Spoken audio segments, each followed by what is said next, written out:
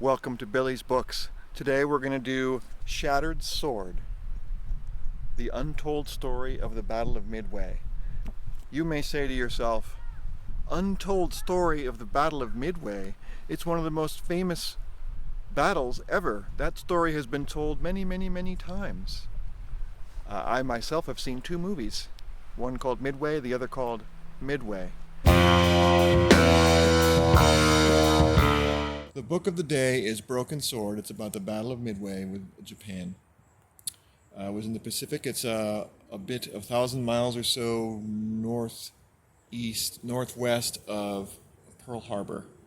Up until before the Battle of Midway, Japan was kicking butt in the Pacific, and they saw the Americans as incompetent boobs they could just trample all over. Midway changed all that through Japan's own hubris, combined with America not being as incompetent as they were guessed to be.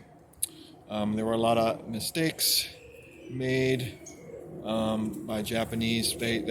Here's the big thing about Midway, is they decided that they were going to, that Japan decided that the biggest danger to Japan was America's aircraft carriers after they surprisingly bombed Tokyo from a range beyond which Japan thought that America could do that, and they did it anyway. So that freaked Japan out, and they all agreed, we got to take out those carriers. They didn't know how many were in the Pacific, and they were like, we'll attack Midway and draw them into a battle, and we'll take them out because they're incompetent boobs. So they did that. They attacked Midway, but then they were like so confident that they were winning, because all they did is ever win, win, win, win. They took half of their fleet. They didn't take the whole fleet to Midway. They took half the fleet to Midway, or half of a lot of the majority of it, and then also split a few over, sent a few carriers, and at least one carrier and a bunch of ships up to the Aleutian Islands in Alaska at the same time. So they had a really big project, and right off the bat, they split it in half and sent a bunch of guys north to steal some islands that were strategically irrelevant. They won those islands, just so you know. But Midway didn't go so well, and then with the fleet that was heading to Midway, they divided them up and then said, radio silence, because we don't want the Americans to hear us. So they divided themselves, they broke themselves into little pieces and then disallowed them from speaking to each other.